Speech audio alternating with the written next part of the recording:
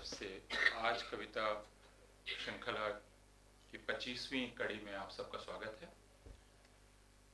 मैं अशोक वाजपेयी जी की तरफ से और रज़ा फाउंडेशन की तरफ से और इंडिया इंटरनेशनल सेंटर की ओर से आपका स्वागत करता हूं।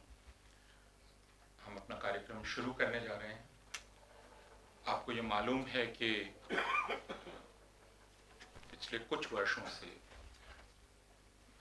रज़ा फाउंडेशन ने इंडिया इंटरनेशनल सेंटर के साथ मिलकर यह श्रृंखला चलाई है।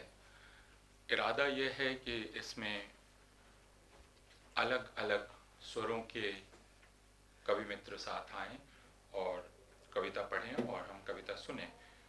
मकसद भाषा की संस्कृति विकसित करना है। एक ऐसे समय में खासकर यह ज़रूरी है जब भाषा शोर में तब्दील हो गई है, चीख चिल्लाहट में, और कविता वापस हमें शब्दों की तरफ लाती है और एक तरह से बाध्य करती है कि हम शब्दों को ध्यान से सुनें, शोर में वे डूब ना जाएं। तो आपका फिर स्वागत और मैं आमंत्रित करता हूं मंच पर सुश्री ज्योति शर्मा को। श्री अर्पण कुमार, श्री असंग घोष और श्री नरेंद्र पुंडरीक।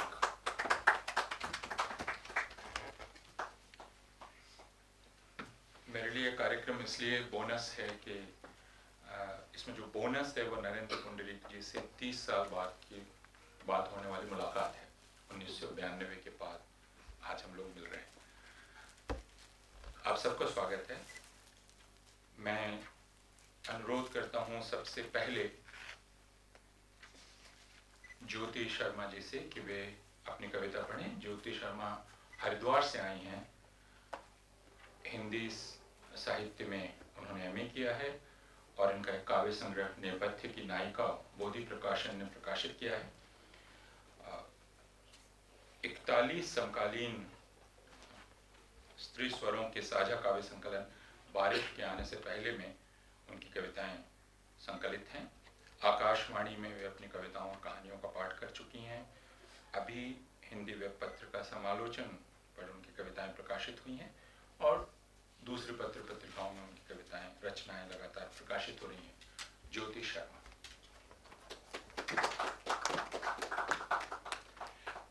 नियम जो अशोक वाजपेयी ने बनाया है वह प्रत्येक कवि के लिए 15 मिनट का है, तो मैं आपको इशारा कर दूंगा, तो उसके लिए आप मुझे माफ कीजिएगा।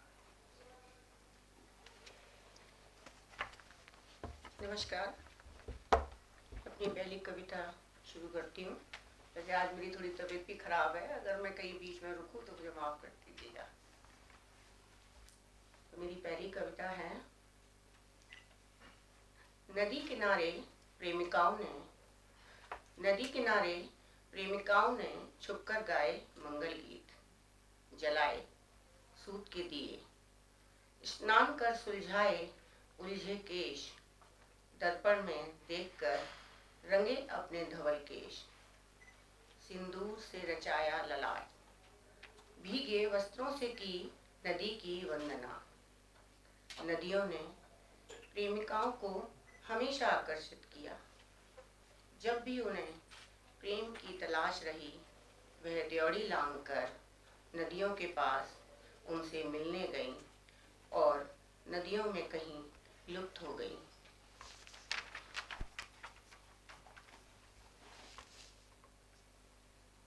मेरी दूसरी कविता है। पूर्णिमा की रात्रि, मौन से लिपटे चंद्रमा को धवल चादर ओढ़े देखकर, रात्रि के दूसरे पहर मैं नदी के मुहाने चल दिया। मैं जंगल का बन गुजर हूँ।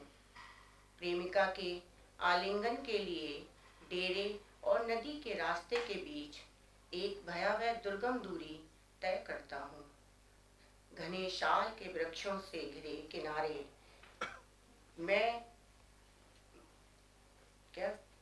घने शाल के वृक्षों के किनारे मैं भेड़ियों के इलाकों से गुजरता हूँ उनकी सूंघने की तीव्र क्षमता को अपने चातुर्य से नष्ट करता हूँ।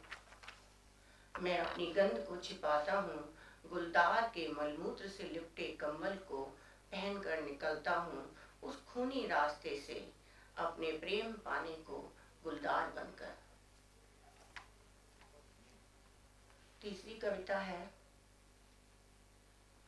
मुट्ठी भर दुख। मुट्ठी भर दुख और कुछ उल्हानों को लेकर चली आई हूँ। मुट्ठी भर दुख और कुछ उल्हानों को लेकर चली आई हूँ। इसके अलावा और कुछ भी तो नहीं है मेरे पास। इसके अलावा और कुछ भी तो नहीं है मेरे पास। रे नाविक, क्या मुझे यमुना पार कराओगे? मेरी देह मैली है, जहाँ उगाए हैं पादप, अब उसे छूने से रक्त रिसने लगता है। मुझे छोड़ आओ दूसरे किनारे, जहाँ कोई ना देख सके मुझे नाविक। मुझे छोड़ आओगे तुम? जहाँ रहता है मेरा प्रेमी, रोज गाता है प्रेम मलाल मेरे लिए। मुझे देखना भर है उसे एक बार। मैं उससे मिलने के लिए अपने हृदय और मस्तिष्क के बहुत लंबे द्वंद्व के बाद आई हूँ। वायदा करो कि तुम किसी से नहीं कहोगे मेरे प्रेम की व्यथा।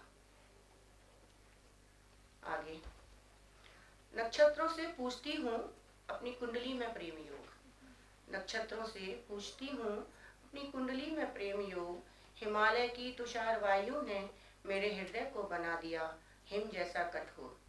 हिमालय की तुषार वायु ने मेरे हृदय को बना दिया हिम जैसा कठोर, जिसमें गाढ़े प्रेम की ऊष्मा से होगा रक्त का संचार। जिसमें गाढ़े प्रेम की ऊष्मा से होगा रक्त का संचार। जोशी मठ जाकर अपनी पुस्तकों के पुलंदों को हाथ में बांध हाथ जाकर आवाज लगाकर बेचा। जुटाई कुछ रकम और अपने प्रेमी के लिए खरीदे मफलर और जूते। उसके शहर जाने के बाद हर रोज स्वयं को मजबूत किया।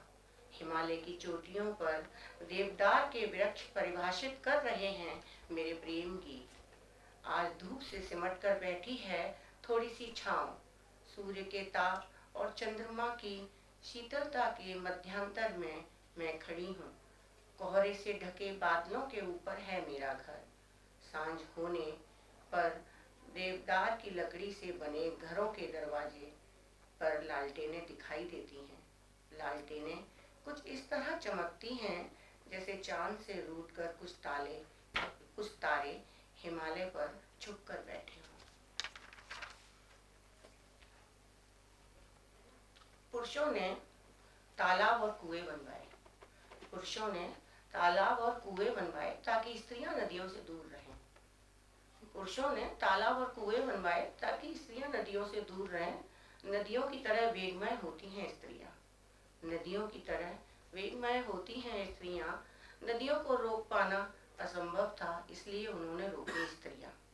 पोषित करती रहीं स्त्रियां अपनी देह मृदा से नदियों के किनारे उगे सरकंडों के झाड़ों को। उनकी पत्तियों को धारदार तलवार में बदल दिया गया। किसी आखेटक ने सरकंडों से बनाया नुकीला बाण, भेदने को प्रेम में डूबी मृगा की आंख। प्रेमिकाओं का अस्तित्व नदियों ने बचाए रखा। प्रेमिकाओं का अंत सदा ही रहस्यमय रहा। उनकी देह नदी तल की मृदा में बदल गई और उसी मृदा को रौंद कर बनाई गई महिषासुर मर्दिनी।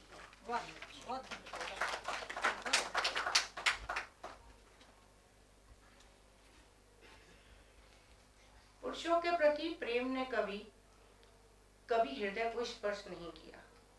वह जानती थी एक दिन चुनना होगा अपने लिए पुरुष, उसे ही सौंपनी होगी अपनी देह। तुम्हें जो दिखाई देती है स्त्री, वह केवल स्त्री नहीं, उसमें कहीं छुपा है एक सूक्ष्म पुरुष भी। उसे अपनी ही सखी के आसपास होने से सुकून मिलता था। उसे अपनी ही सखी के आसपास होने से सुकून मिलता था। घंटों एक दूसरे के साथ बैठकर अंतहीन बातें करना। एक चुंबकीय धातु की तरह जोड़ा उन्होंने अपना हृदय। गहरी मित्रता में प्रेम के अंश थे। एक दिन कृष्ण बनकर अपनी ही सखी से किया प्रेम, आलिंगन कर किया उसे पहला चुम्बन। सब कुछ स्पष्ट था, पारदर्शी था दोनों के बीच का प्रेम। प्रेम जिसके कहीं हो जाने का गहरा दुख, जिसके कहीं खो जाने का गहरा दुख भी था कहीं। जैसे दो नदियों के बीच की रिक्तता का विलाप किसी को दिखाई नहीं देता, जैसे दो सड़कों के बीच की जगहों का कोई नाम नहीं होता, उसी प्रकार दो स्त्रियों के प्रेम, उसी तरह होता है दो स्त्रियों का प्रेम भी।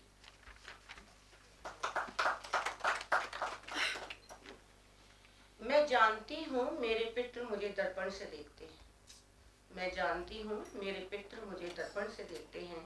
यहीं देखी मैंने बचपन की कहानी, जवानी में हुई नादानी, सारी शिकायतें दर्पण से ही तो करती थी। यही दर्पण देखता था मुझे मेरे प्रेमी से पहले। इसी ने दिखाया मुझे मेरे प्रथम चुंबन के निशान और मेरे केशों में लगे गुलाब का सौंदर्य। उस गुलाब को लगाते हुए दिखा केशों में मुझे मेरा पहला सफेद बाल। धीरे धीरे जाता सावन नहीं दिखा, यहीं दिखी मुझे ढलती उम्र की पहली रेखा। यहीं देखा मैंने आंखों का मोतियाबिंद और दंत पंक्तियों का खालीपन। यहीं तो दिखा मुझे अवसाद में जाने का दुख, क्योंकि मेरे पितृ मुझे दर्पण से देखते हैं।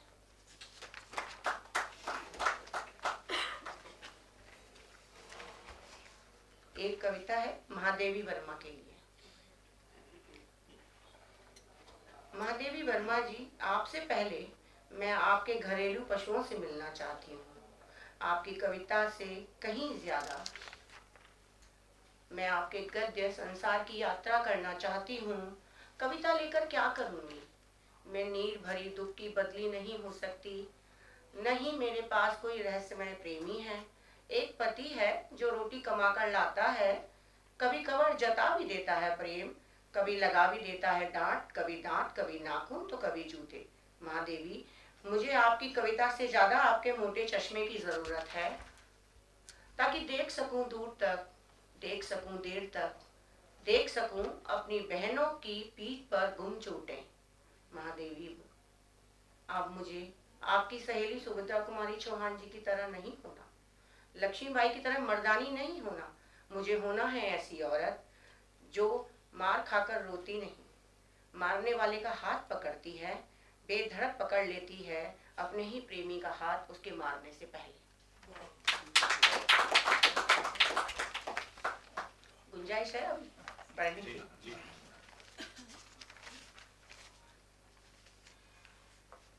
मैं जब मंडला यात्रा पे गई थी तो मैंने एक कविता वहां भी लिखी थी, तो मैं उसे सुनाना चाहूंगी।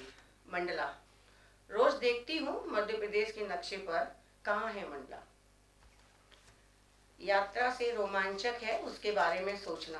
मंडला की नदी में नहाने का सपना देखते देखते तरबतर हो जाती हूँ मैं अपने बदन के पसीने से। दोपहर सोते हुए देखा मैंने एक बाघ। मैंने पूछा, तुम मंडला के जंगलों के हो ना? उन्होंने कहा, नहीं नहीं, वह तो रजा के चित्रों का बाग है। मैंने कहा, वह तो ऐसे चित्र नहीं बनाते थे जिसमें बाघ हो, बाघ की परछाई भी नहीं। उन्होंने कहा, ढूंढो उसे तुम उसे ढूंढो रजा के चित्रों में।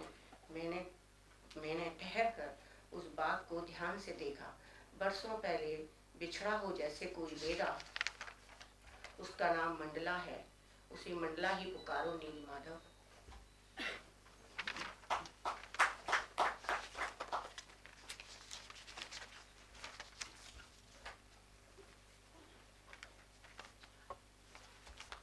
एक कविता है दड़ियल आदमी।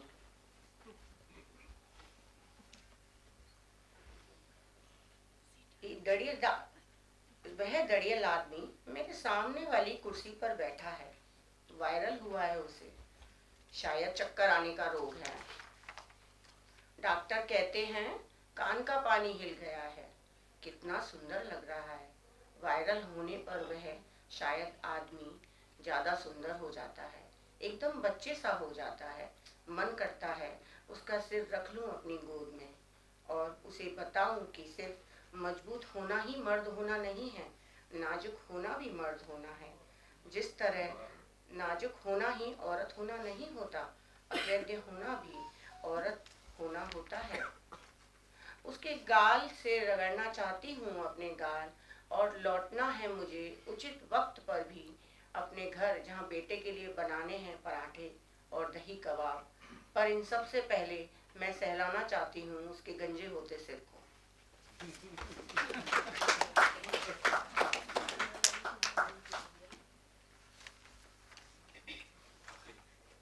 आखिरी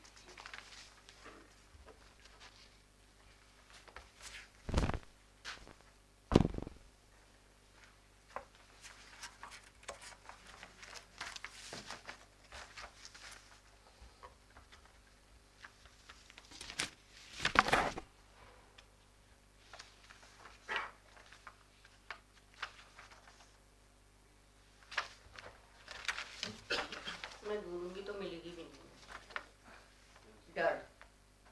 मैं बचाने में असफल रही अपनी आत्मा। गांव से दूर जंगल में बने फॉरेस्ट हाउस के बाहर भेड़ियों के रोने की आवाज ने दहला दिया मेरा कलेजा। उस आवाज को दबाने के लिए मैंने अपने कानों को दबाया। मैंने अपने कानों को दबाया और भूखे भेड़ियों को सुनाई दे रहा था मेरा डर, मेरी सांसें और तुम्हारा प्रेम।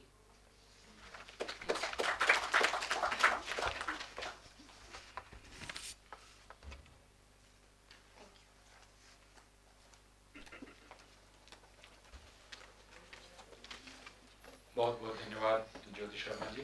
मुझे पता है कि कविता पाठ को बाधित करना और कविता सुनने वालों का जो रस है उसमें रस भंग करना कितना बड़ा पाप है, लेकिन यही आज का मेरा कर्तव्य है। मैं अर्पण कुमार जी को आमंत्रित करता हूँ। अर्पण जी के कविता संग्रह प्रकाशित हैं, नदी के पार नदी, मैं सड़क हूँ, पोले झुनझुने सहअस्तित्व, एक उपन्यास 25 वर्ग गज प्रकाशित है। आत्मकथा का आलोक, यह एक आलोचनात्मक पुस्तक है और कई निबंध इनके पत्र पत्रिकाओं में प्रकाशित हैं। यात्रा संस्मरण भी जन सुलभ पुस्तकालय एक साहित्यिक सांस्कृतिक मंच है जिसका संचालन अर्पण जी करते हैं। अर्पण कुमार।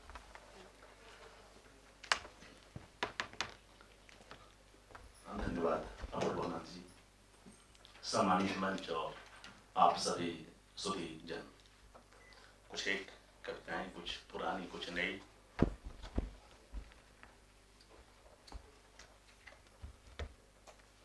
एक कविता है बुआ को सोचते हुए।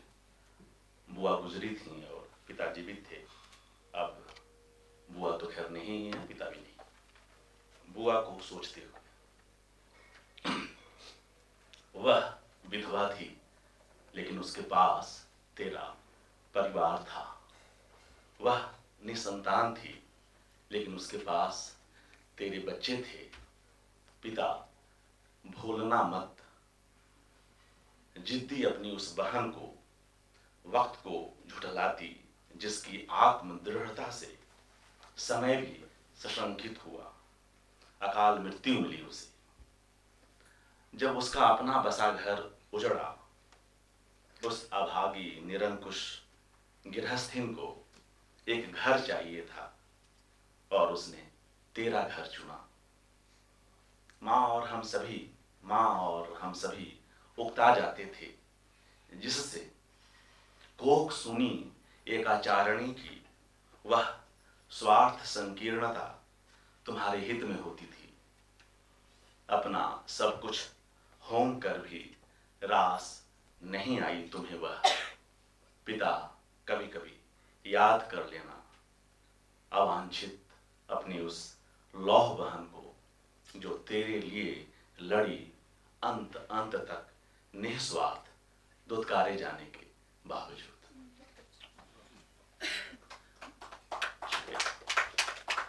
एक और शुरुआत के ही दिनों की, लगभग 20 वर्ष पूर्व की, दिल्ली में जहानाबाद, तब दिल्ली आना हुआ ही था और तब मेरा संसदीय क्षेत्र जहानाबाद था जो आजकल पाटलिपुत्र है। मेरे इसमें दो कविताएं हैं। एक, मेरे जन्म से तब जहानाबाद नरसंहार के लिए बहुत कुख्यात था।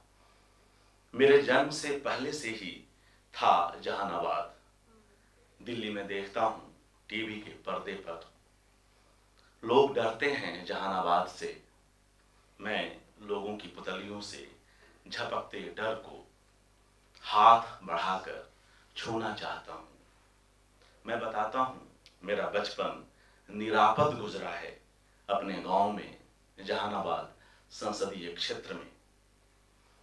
लोग चतुर हैं, जहानाबाद के एक गांव को पूरा जहानाबाद नहीं मानते। मैं जहानाबाद के आतंक को लोगों के डाइनिंग टेबल से हटाना चाहता हूँ। लोग बड़े बड़े कौर चबाते रुक जाते हैं सहसा, घिघी बंधने लगती है मुझसे आगे बात करते हुए। दिखने लगते हैं अचानक उन्हें कई कई जहानाबाद। मेरी आंखों में प्लेट अधूरी छोड़ भाग पड़ते हैं वॉश बेसिन की तरफ एक एक करके। कुर्सी पर अकेला बचा गर्दन पीछे कर उन्हें कातर निगाहों से देखता सुबकता टेबल पर औंधा गिर पड़ता हूँ। नेपथ्य में एक साथ कई दरवाजों की लगने की आवाज धड़ाम से आती और शांत हो जाती है। मेरे जन्म से पहले से ही था जहानाबाद। जहानाबाद मुझसे क्यों कर पैदा हुआ, जहानाबाद मुझसे क्यों कर पैदा हुआ। जी शुक्रिया। इसी की दूसरी इस श्रृंखला में जहानाबाद कोसता है अपने लहूलुहान वर्तमान को जीते जी इतिहास के घोरे पर चले जाने के लिए। जहानाबाद अकेला नहीं है विश्व के मानचित्र पर, कई जगह ऐसी घटनाएं घटती हैं। वे जहानाबाद कितने अच्छे हैं जो अकेले हैं, अचर्चित हैं, स्थानीय हैं, टीवी पर नहीं दिखते, अखबार में नहीं आते, मैगजीन के कवर स्टोरी नहीं बनते। जहानाबाद सिर्फ जहानाबाद रहता है। तो ये कुछ दो कविताएं थी और एक जो हालिया संग्रह आया है नदी अभिराम, इससे कुछ एक कविताएं। ये सब नदी पर ही केंद्रित कविताएं हैं, स्त्री पुरुष संबंधों पर। इसका एक शीर्षक है अंधेरा एक सुरक्षित ओट भी हो सकता है। अंधेरा एक सुरक्षित ओट भी हो सकता है। दिन भर के ताम झाम के बाद गहराती शाम में निकल बाहर अंदर की भीड़ से चला आता हूं खुली छत पर। थोड़ी हवा, थोड़ा आकाश और थोड़ा एकांत पाने के लिए। निढाल मन एक भारी भरकम वजूद को भारहीन कर खो जाता है जाने किस शून्य में अंतरिक्ष के, कि वायु के उस स्पंदित गोले में साफ साफ महसूस की जाने वाली कोई ठोस रासायनिक प्रतिक्रिया होती है और अलस आंखों की कोर से बहने लगती है एक नदी, खामोशी से डूबती उतराती करुणा में देर तलक। भला हो अंधेरे का कि बचा लेता है एक पुरुष के स्याह रुदन को प्रकट उपहास से समाज के। धन्यवाद। एक और कविता है जिसका उन्वान है साख संगति के मूल में है। जटिल नहीं है नदी की चक्करदार बिछलती देह, जटिल है उसकी गोपन भाषा। मुश्किल नहीं है नदी की केश राशि फैलाना, मुश्किल है अपनी अधीर उंगलियों से उसकी वेणी बनाना धैर्य पूर्वक। पुरुषार्थ नहीं है नदी को हासिल करना, पुरुषार्थ है नदी के साथ बहना, संभालते हुए उसे उबड़ खाबड़ पथ पर होकर आत्म संयत स्वयं भी। जरूरी नहीं है नदी को चांद कहना, जरूरी है नदी में चांद की तरह उतरना, गहरे अनछुए लिप्सा रहित नहाते हुए उसके जल को अपनी रोशनी में। भ्रम नहीं है नदी का दर्पण होना, भ्रम है उसमें बेमानी अपना कोई प्रतिबिंब देखना, जिद में और बहुधा झूठी शान में। दुष्कर नहीं है नदी को समझना, दुष्कर है उसे विश्वास में लेना, दुष्कर है उसे विश्वास में लेना। जी शुक्रिया। और एक और इसी संग्रह से, लुटाने और, इसका शीर्षक है लुटाने और जुटाने के काम में तन्मय नदी, लुटाने और जुटाने के काम में तन्मय नदी।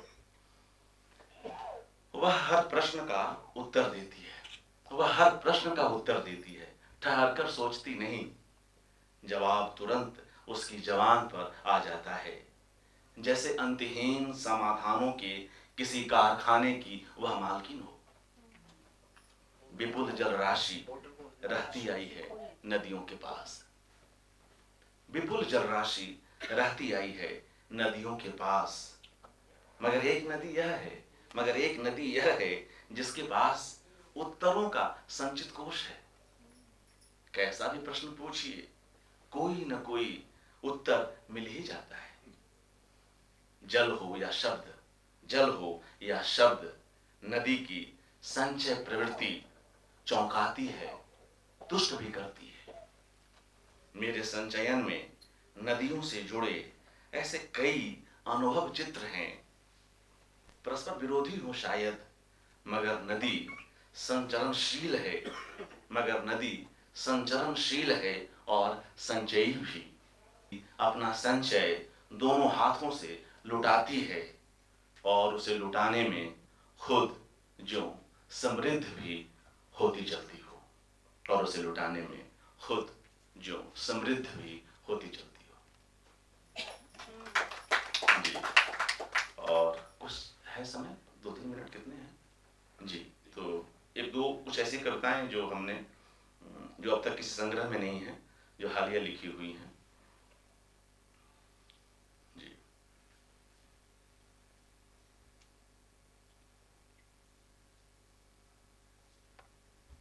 शायद यहाँ कनेक्शन की समस्या है, पीडीएफ खुल नहीं रहा, तो देखता हूँ, नहीं तो फिर इसी संग्रह से पढ़ता हूँ।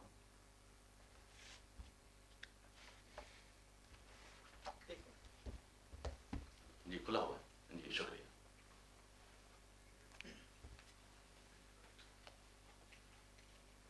एक हाल की लिखी हुई कविताएं हैं। एक कविता है खोना। खोटे सिक्कों की तरह हम फेंक डालते हैं कई इंसानों को अपनी चेतना दिनचर्या के घूरे पर।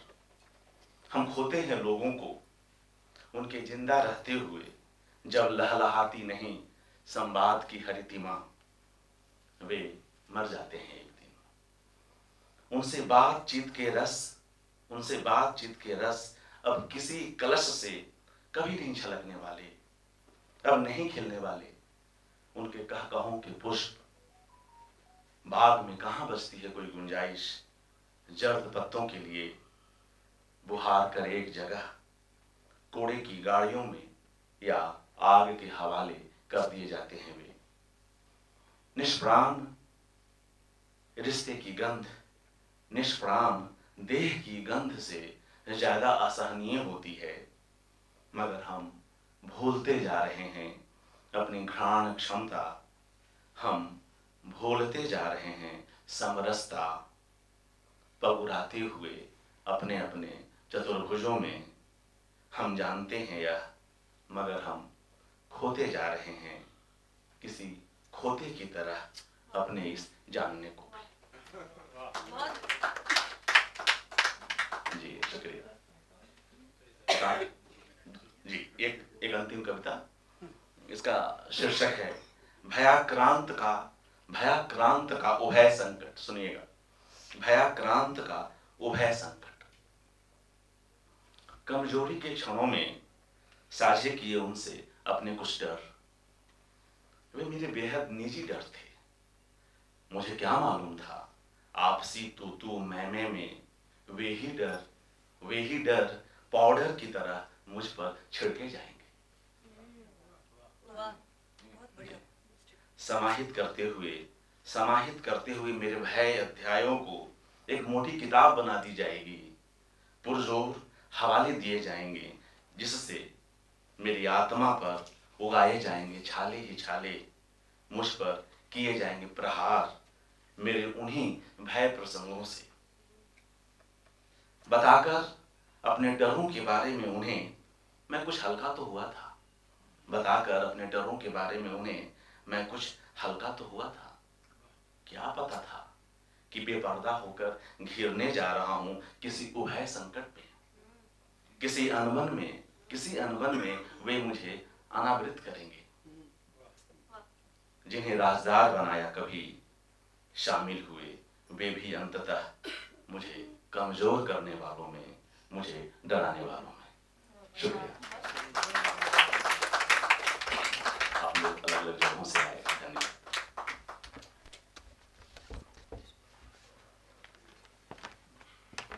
बहुत बहुत धन्यवाद अर्पण कुमार जी। और अब मैं आमंत्रित कर रहा हूँ श्री असंग घोष को। असंग घोष जी कई कविता संग्रह प्रकाशित हैं। खामोश नहीं हूँ मैं, हम गवाही देंगे, मैं दूंगा माकूल जवाब, समय को इतिहास लिखने दो, हम ही हटाएंगे कोहरा, ईश्वर की मौत, अब मैं सांस ले रहा हूँ, बंजर धरती के बीच, हत्यारे फिर आएंगे। कई पत्र पत्रिकाओं में उनकी कविताएं प्रकाशित हैं। अंग्रेजी, नेपाली, असमी, उड़िया, मलयालम, गुजराती, मराठी, पंजाबी और दूसरी भाषाओं में अनुदित भी हैं। त्रैमासिक तीसरा पक्ष का संपादन उन्होंने किया और मलय रचनावली के 3 संपादकों में वे एक हैं। श्री असंग घोष।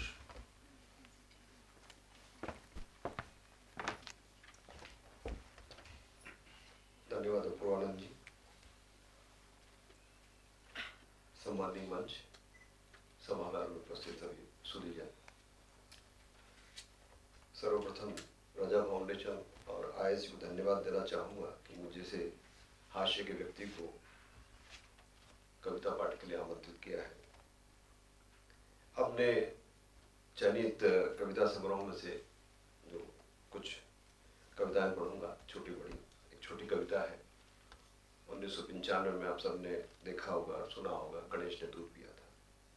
गणेश बताओ तो शीर्षक है।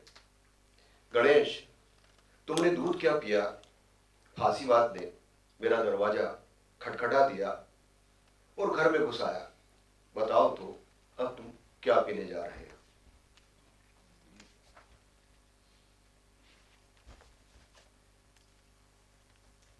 अगली कविता है, मुझे गर्व है।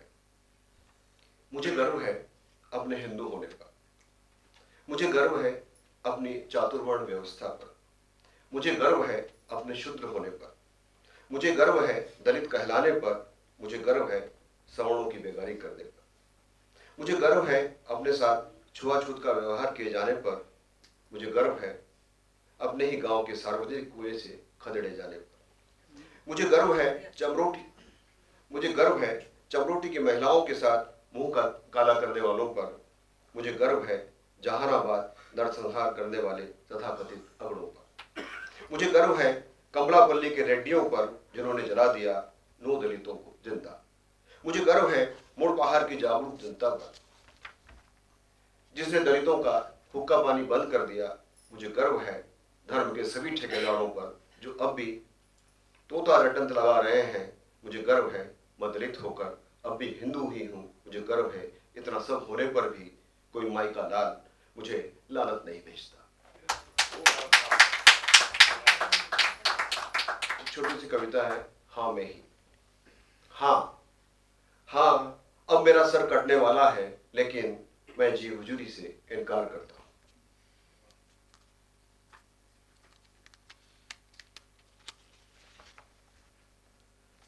अगली कविता का शीर्षक है, आ मेरे साथ बैठ। तू आ मेरे साथ बैठ, बीड़ी पी, फेफड़े जला, घर उठा, पत्थर तोड़, पसीना बहा, हथौड़ा छेनी पकड़, पत्थर तराश, बना खजुराहों की मूर्तियां, बना खजुराहों की मैथुन रथ मूर्तियां, अथवा प्रेम का प्रतीक ताजमहल और अपने हाथ कटा। तू आ मेरे साथ बैठ, चिलम पी, सुट्टा लगा, फिर दोनों मिलकर साफ करते हैं बजबजाती गंदगी। बांस आए तेरे पास तक, तू बंद कर लेना अपनी नाक। तू आ मेरे साथ बैठ, खालिस एक फूल की महुआ पी, फिर पोथी पतरा छोड़, जनेऊ उतार, उससे खाल से जुड़ जा मेरे साथ चमड़ा पकाने। तू आ बैठ मेरे साथ, जूते गांठ, पासी बन, भंगी चूड़ा और चमार बन, इन कामों में तेरी जात कहां तेरे साथ आएगी।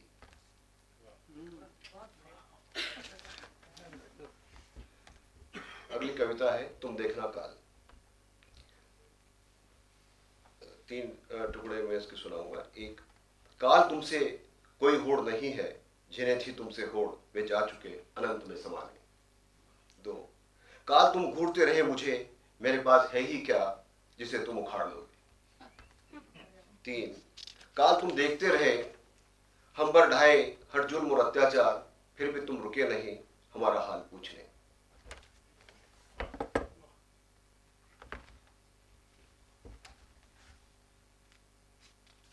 अगली कविता का शीर्षक है पुल।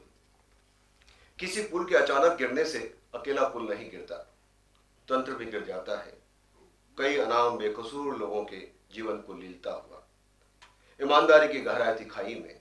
ऐसे गिरे हुए पुल की कीमत, गिरे हुए इंसानों की कीमत, बेमौत मारे गए लोगों की कुल कीमत से कहीं अधिक होती है।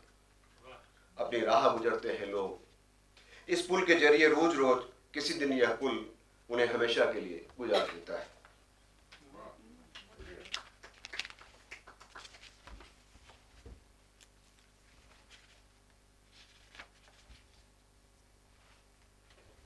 अगली कविता है मां की कामयाबी।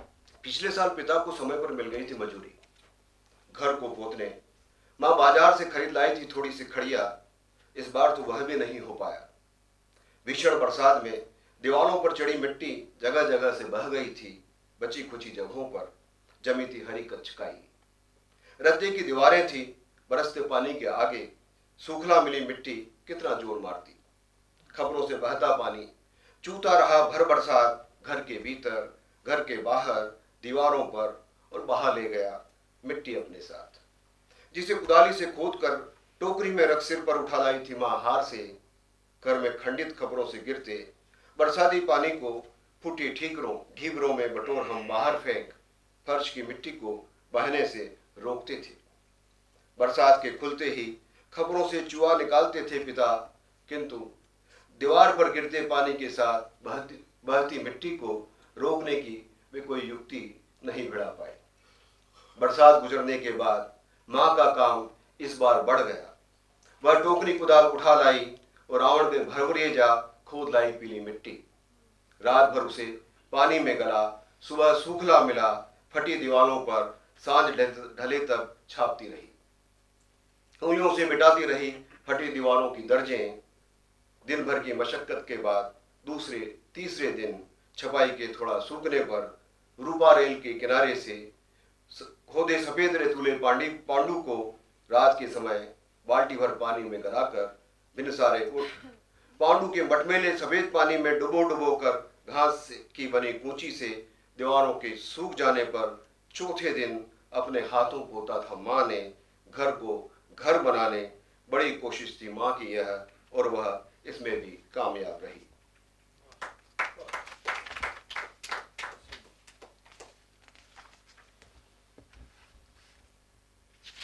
समय हो जाए तो बता दीजिएगा। जाति की बू। बंद दरवाजे के बगल में गांधी टोपी लगाए स्टूल पर अकड़ कर बैठा या सफेद कपड़ों में लिपटा आदमी, कभी अर्दली, कभी दरबान, कभी चपरासी, कभी भृत्य कहाता है। लटकाता है वह अपनी सफेद कमीज पर एक लाल कपड़े की पट्टी का कंधे से नीचे उतरती हुई पुरातन चपड़ास, और खुद को कलेक्टर से कम नहीं समझता। जब भी बजती है घंटी, वह दरवाजा ढकेल अंदर आ सिर झुका खड़ा हो जाता है आदेश लेने। फाइलें उठाता है बाहर से अंदर, अंदर से बाहर, लाता ले जाता है जब मैं कहता हूँ पानी पिलाओ, तो मुझे महसूस होने लगती है इसके चेहरे पर झलकती हुई कौफ्त। इसे नागवार लगता है मुझे पानी पिलाना। यह हुक्म उर्दूली से खुद को बमुश्किल बचाता हुआ जोर से पटक देता है मेरी मेज पर एक गिलास पानी। कुछ छलकता धुलता है मेरी मेज के कांच पर फैलता है, बहकर बनाता है भारत के नक्शे की तरह फाइलों को भिगोता हुआ मेरे मन में कटार सा उतरता है पानी। जानता हूं गिलास में बचा पानी मेरे लिए जहर का घूंट है, फिर भी मैं इसे पीता हूं। उसकी इस उद्दंडता पर मैं उसे दंडित भी नहीं करता, ताकि मेरे हर बार पानी पिलाने का कहते ही इसकी श्रेष्ठता पर लगती रहे चोट, कचोटता रहे उसका मन कि उसे यह दिन भी देखना था।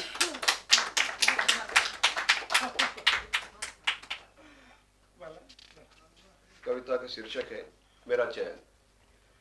पिता ने नींव को पत्थर पर घिस एक कलम बना मेरे हाथों में थमाई। पिता ने उसी लाल पत्थर पर रापी घिसकर मेरे हाथों में थमाई। मुझे पढ़ना और चमड़ा काटना दोनों सिखाया। इसके साथ ही दोनों में से कोई एक रास्ता चुनने का विकल्प दिया और कहा खुद तुम्हें ही चुनना है इन दोनों में से कोई एक। मैं आज कलम को रापी की तरह चला रहा हूं।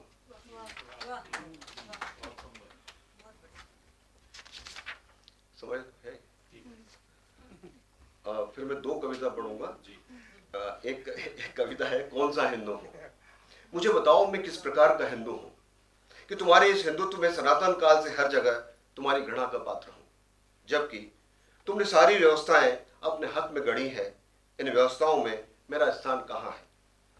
मैं पढ़ लिख कर उच्च शिक्षा पा जाऊं तो तुम्हें परेशानी, मेरी नौकरी लगे और मेरे अच्छे कपड़े पहन लूं तो तुम्हारे पेट में अनगिनत बल पड़ जाते हैं। यदि मैं 2 पैसा कमा लूं तो तुम्हें बेहद तकलीफ होती है। अगर मैं साइकिल पर चढ़ूं, तुम्हारे सामने से गुजर जाऊं तो तुम्हारे बेइंतहा क्रोध का शिकार हो जाता हूं। भूले से मैं बुलेट खरीद कर सवारी कर लूं तो तुम अपनी बोलेरो से टक्कर मार मुझे घायल कर देते हो। नौकरी में जब मैं पदोन्नति पाऊं तो तुम्हारी पेशानी पर पड़े बल साफ साफ दिखाई देते हैं। अपने वेतन से बचत कर कर्जा ले थोड़ा ऊंचा मकान बनाऊं तो तुम्हारा पौरुष जाग जाता है। मैं मूछें रख लूं तो तुम्हें मूछों पर ताव देने का अपना एकाधिकार भंग होता दिखाई देता है।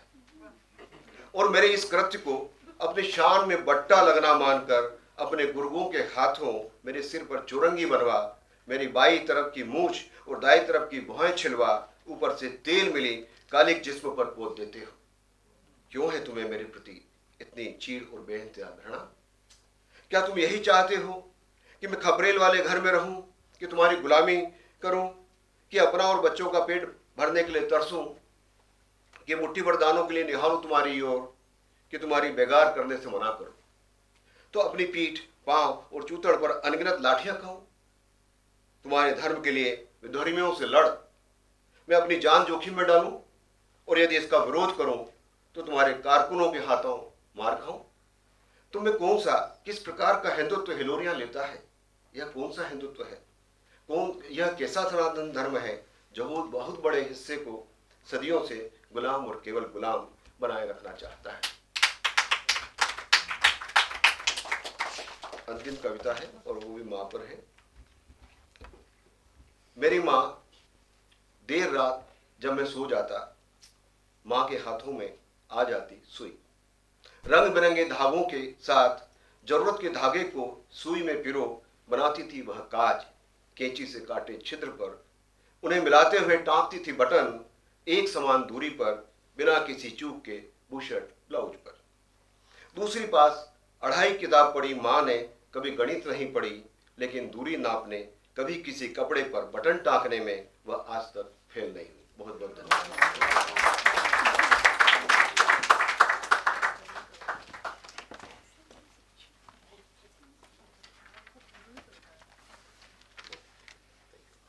बहुत धन्यवाद पंडित।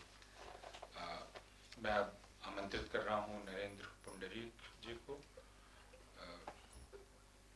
नंगे पांव का रास्ता, 7 आकाशों की लाडली, इन्हें देखने दो इतनी ही दुनिया, इस पृथ्वी की विराटता में इन हाथों के बिना कविता संग्रह है। आलोचना में भी वे सक्रिय रहे हैं। सवर्ण या दलित, मेरा बल जनता का बल है, यह केदारनाथ अग्रवाल के कृतित्व पर केंद्रित है और संपादन का काम वे लगातार करते रहे हैं। उसकी सूची बहुत लंबी है, मैं पढ़कर आपकी और उनकी कविता के बीच बाधा नहीं बनना चाहता। श्री नरेंद्र पुंडरीक।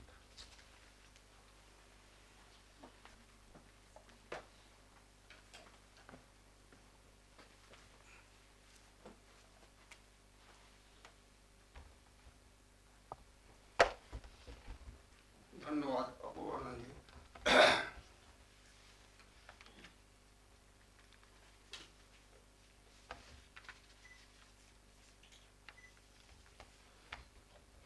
कविता का शीर्षक है अलग पाठ। जब मैं पढ़ता था सारे बच्चे एक ही किताब पढ़ते थे। जब मैं पढ़ता था सारे बच्चे एक ही किताब पढ़ते थे। स्कूल अलग अलग होते थे पर किताब एक होती थी। स्कूल अलग अलग होने से किताबें अलग नहीं होती थीं। किताबें अलग होने से बच्चे अलग होने लगे बच्चों से। किताबें अलग होने से अलग होने लगे उनके पाठ। अलग बच्चे अलग पाठ पढ़ने लगे। अलग पाठ अकेला पाठ नहीं होता, वो तैयारी होती है बच्चों के खिलाफ बच्चों को खड़ा करने की।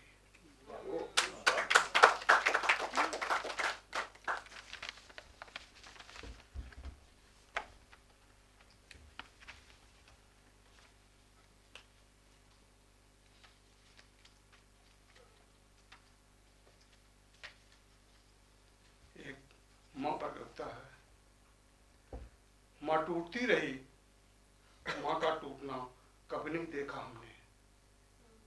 माँ टूटती रही, माँ का टूटना कभी नहीं देखा हमने। पहली बार माँ तब टूटी थी जब हम प्रवासी पक्षी की तरह आते रहे और लौटते रहे। पहली बार माँ तब टूटी थी जब हम प्रवासी पक्षी की तरह आते रहे और लौटते रहे। दूसरी बार माँ तब टूटी जब हमारे खातिर उसने छोड़ा था अपना घर बार। तीसरी बार तब टूटी माँ जब नहीं रहे पिता। माँ हमें सबसे अधिक कातर दिखाई दी। चौथी बार वो तब टूटी थी जब रहती हुई हमारे घरों में उसने महसूस किया था अपना बेघर होना।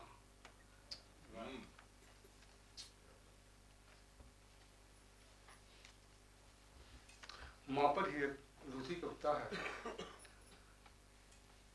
पुल बनी थी माँ, हम भाइयों के बीच पुल बनी थी माँ, जिसमें आए दिन दौड़ती रहती थी बेधड़क बिना किसी हरी लाल बत्ती के हम लोगों की छुप छुप छक छक। पिता के बाद हम भाइयों के बीच पुल बनी माँ अचानक नहीं टूटी, धीरे धीरे टूटती रही। हम मानते रहे, हम देखते रहे और मानते रहे कि बुढ़ा रही है माँ। माँ के बार बार कहने को हम मानकर चलते रहे उसके बूढ़े होने की आदत, और अपनी हर आवाज में धीरे धीरे टूटती रही माँ। हाथों हाथ रहती माँ एक दिन हमारे कंधों में आ गई। हाथों हाथ रहती माँ एक दिन हमारे कंधों में आ गई। धीरे धीरे महसूस करने लगे हम अपने प्रसव कंधों में माँ का भारी होना। जब तक जीवित रही माँ हम बदलते रहे अपने कंधे। माँ आखिर माँ ही तो है, बार बार हमें कंधे बदलते देख हमारे कंधों से उतर गई माँ, और माँ के उतरते ही उतर गए हमारे प्रसव कंधे। दोबारा पढ़िए। जब तक जीवित रही माँ हम बदलते रहे अपने कंधे। माँ आखिर माँ ही तो है, बार बार हमें कंधे बदलते देख हमारे कंधों से उतर गई माँ, और माँ के कंधों से उतरते ही उतर गए हमारे कंधे।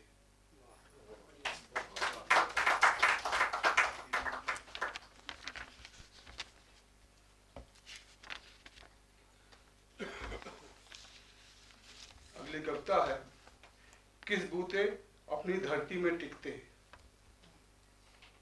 जब मैं पैदा हुआ था, चांद में बैठी एक बुढ़िया की चर्चा हो रही थी। बुढ़िया के काम के बारे में हर आदमी के अलग अलग विचार थे। 50 साल के आसपास गुजर रहे पिता इन दिनों काफी हलाकान थे और गांव में चर्चा में थे। देश में इन दिनों चर्चा में थे पंचशील, जिन्हें लेकर नेहरू हर हफ्ते विदेश जाते थे। बदले में ले आते थे गेहूं, जो इन दिनों हमारे खेतों में पैदा नहीं होता था। हम लगातार अमेरिका का गेहूं खाते रहे, अपने खेतों के कांच कुछ से जूझते रहे। धीरे धीरे नेहरू बूढ़े हुए और हमारी चिंता में घुलते हुए खत्म हो गए। नेहरू जब खत्म हुए, उस समय हम भाका नांगल का पाठ अपनी कक्षा में पढ़ रहे थे और हमारे खेतों में गेहूं उगने की शुरुआत हो गई थी। इन 15 सालों के बीच में मुझे जहाँ तक याद है, गांव का एक भी आदमी अपने खेतों में फांसी लगाकर नहीं मरा था। भूख थी, लेकिन भूख की चिंता आंखों में नहीं दिखाई देती थी। आंखों में भूख से लड़ने के सपने थे। भूख भी हमारी थी और सपने भी हमारे थे। भूख और सपनों से मिला जुला मन हमें फांसी लटकने से बचाता रहा। हम सब कुछ को सहते हुए अपने सपनों को बचाए रहे। धीरे धीरे हमारे आंखों के सपने खेतों में न उगकर बाजार में उगने लगे। तो किस बूते अपनी धरती में टिकते हमारे पैर। जब आंखों के सपने चुक जाते हैं तो आंखें बंद हो जाती हैं। इसे आप हत्या कहें तो ठीक, और आत्महत्या कहें तो आपकी मर्जी।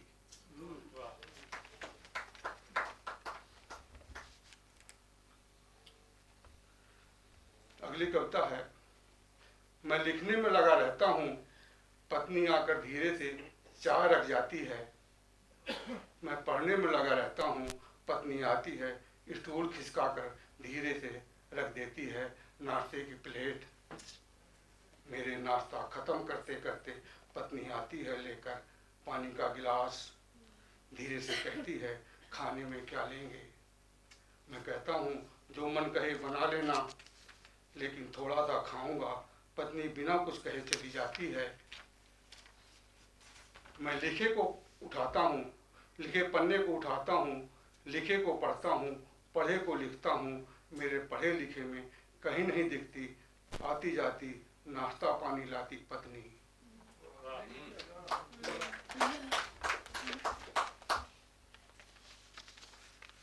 अगली कविता है, वो स्त्री मुझे यहीं कहीं मिली थी जिसे मैं प्यार करता हूँ। बाकी स्त्रियों की तरह खड़ती हुई, जूझती हुई, समय के साथ उसका जूझना मुझे अच्छा लगा था। मुझे अच्छा लगा था उसका समय को ललकारना, समय के साथ दो दो हाथ करना मुझे अच्छा लगा था। अच्छा लगा था मुझे उसका समय की कठोर छाती को पाँव से रौंदना, जिन पाँव को माँ ने कभी पालने से नीचे नहीं उतरने दिया। पिता रखे रहे हमेशा कंधों में, पिता की लाई जूतियों में नहीं समा सके थे पाँव। समय से लड़ते हुए मुझे वो कभी पराजित नहीं दिखी, लेकिन थकी दिखी कई बार। उसने कहा, मेरे सिर में दर्द है, जरा सहला दो इसे। उसने कहा, मेरे सिर में दर्द है, जरा सहला दो इसे। जरा सा दबा दो मेरे हाथ पैर। उसके हाथ पैर दबाते हुए मुझे लगा, यह वही स्त्री है जिसे मैं खोज रहा था, जो एक पुरुष से कह सके, दबा दो मेरे हाथ पैर।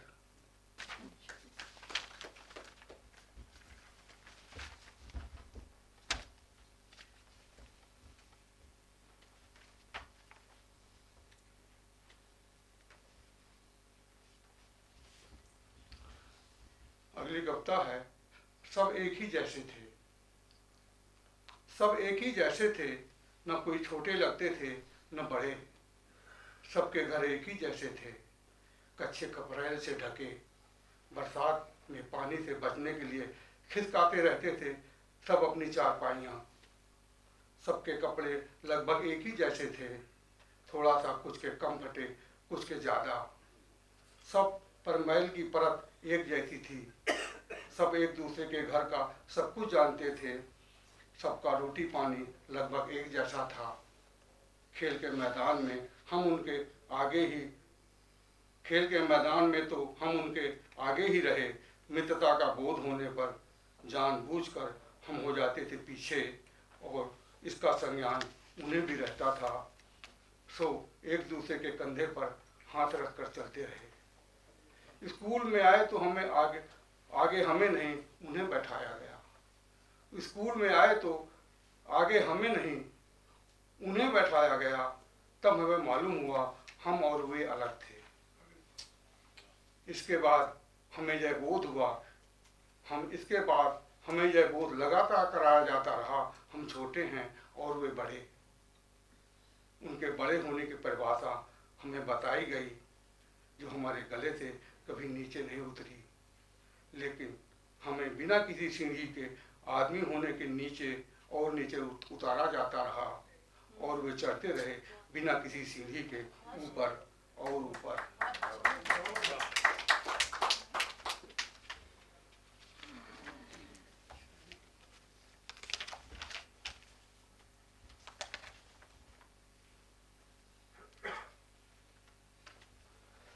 घर मर जाते हैं। कितना सच है महमूद दरवेश का यह कहना कि जब रहने वाले कहीं और चले जाते हैं तो घर मर जाते हैं। मैं सोच रहा था ऐसे ही बिना किसी युद्ध के एक भी खून का कतरा गिराए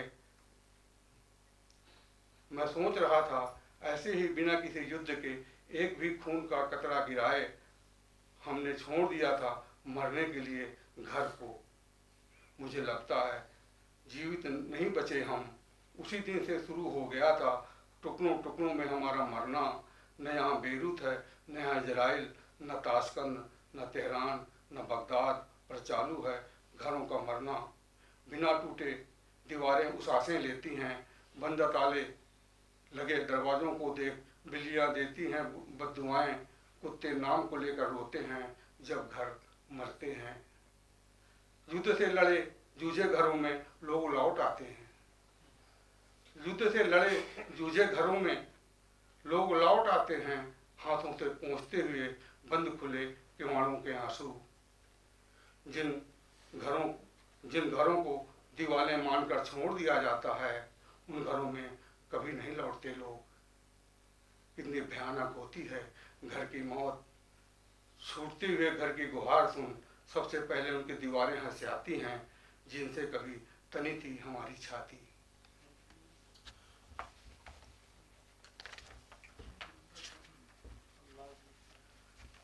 अगली कविता है वो नाखून थे।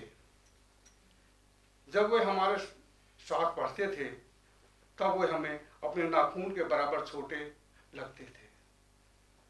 जब वे हमारे साथ पढ़ते थे तब वे हमें अपने नाखून के बराबर छोटे लगते थे। जैसे ही बढ़ते थे उनके नाखून हमारे बाप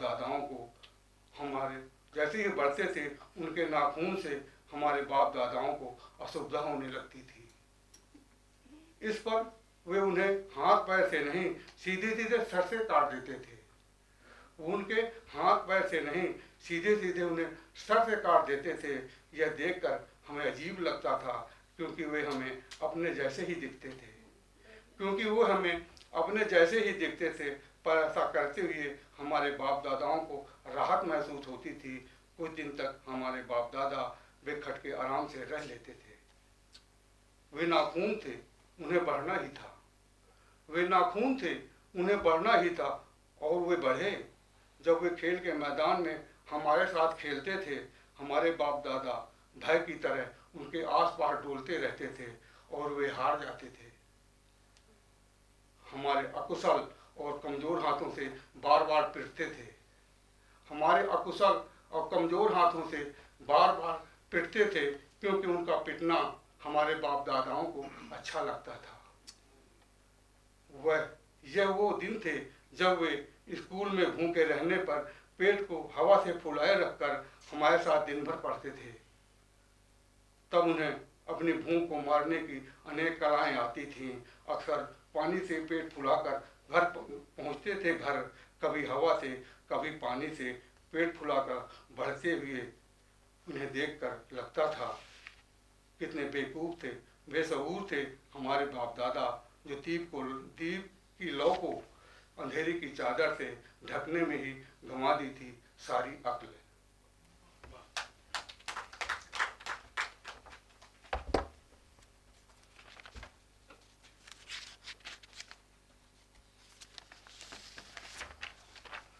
अगली कविता अभियान एक,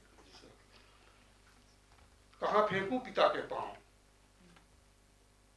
पिता के जूतों के नंबर से 2 नंबर कम था मेरे जूते का नंबर। पिता के जूतों के नंबर से 2 नंबर कम था मेरे जूते का नंबर। सो बड़ी आसानी से मेरे पांव पिता के पांव में आ जाते थे। शहर की दुकानों में ढूंढने ढकोलने के बाद भी नहीं मिल पाते थे पिता के नाप के जूते, बनियान और स्वेटर। अक्सर पिता अपने पांव की नाप देकर अपना जूता बनवाते थे। धीरे धीरे भरुआ की बाजार में नहीं आने लगे जूते बनाने वाले लोग। पिता पहनने लगे लखानी की हवाई चप्पल, वो भी 10 नंबर से अधिक की कम ही मिलती थी। सो धरती में रगड़ खाते रहते पिता के पांव। जूते न मिलने से पिता के पांव में फटने लगती थी बीमारियां, जिनमें पिता रेड़ का तेल लगाते और भरते रहते वाइसलीन। पिता ज़्यादातर भरुआ की बाजार की पनाही पहनते, जो पिता के घर पहुंचने के पहले ही उनके आने की आवाज़ लगा देती। पनहियों के बोलने की यह आवाज़ दुनिया की सबसे अच्छी आवाज़ों में से एक थी। पिता हाट बाजार की आवाजाही के लिए बचा कर रखे थे एक जोड़ी जूते। पिता नहीं रहे तो दिनों तक घर में रखे रहे पिता के जूते। पिता नहीं रहे तो दिनों तक घर में रखे रहे पिता के जूते। पिता की जाकट, कुर्ते, साल, कोट बट गए सब आप से आप, और जूते रखे रहे जस के तस, न किसी ने उठाए न पहने। जूते रखे रहे जस के तस, न किसी ने उठाए न पहने। एक दिन माँ ने कहा, मरने वाले के जूते नहीं पहने जाते। एक दिन माँ ने कहा, मरने वाले के जूते नहीं पहने जाते, फेंक दो उन्हें कहीं, फेंक दो इन्हें कहीं। मैं पिता के जूते उठाए घूम रहा हूँ देश देश, हाट पतार, कहाँ फेंकूं पिता के ये पाँव। बस।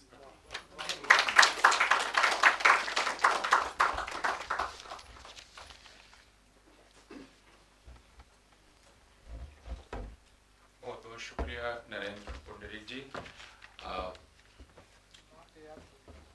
मैं जानता हूं कि मैंने आप लोगों को अतृप्त छोड़ा है, और शायद ये ज़रूरी है क्योंकि इसके बाद भी आप इनको सुनना चाहते हैं, और यही मेरा काम था। बहुत बहुत शुक्रिया आप सबका, ज्योति शर्मा, अर्पण कुमार, असंग घोष और नरेंद्र पुंडरीक जी, और आप सबका भी जो इस वक्त भी कविता सुनने में रुचि रखते हैं। कल शाम 5:30 बजे जवाहर भवन, जो कि शास्त्री भवन के सामने है, वहाँ नवीन किशोर के कविता संकलन मदर, म्यूज और क्विंटेट को जारी किया जा रहा है। इसमें नवीन किशोर अपनी कविताएं पढ़ेंगे और अशोक वाजपेयी के साथ उनका वार्तालाप होगा। आप सब आमंत्रित हैं जवाहर भवन, शास्त्री भवन के सामने कल शाम 5:30 बजे। एक बार फिर आप सबका बहुत बहुत शुक्रिया रजा फाउंडेशन और इंडिया इंटरनेशनल सेंटर की तरफ से, खासकर इंडिया इंटरनेशनल सेंटर के जो सहकर्मी मित्र हैं, इस आयोजन को संपन्न करने में उनकी जो मदद है उसके लिए उनका शुक्रिया।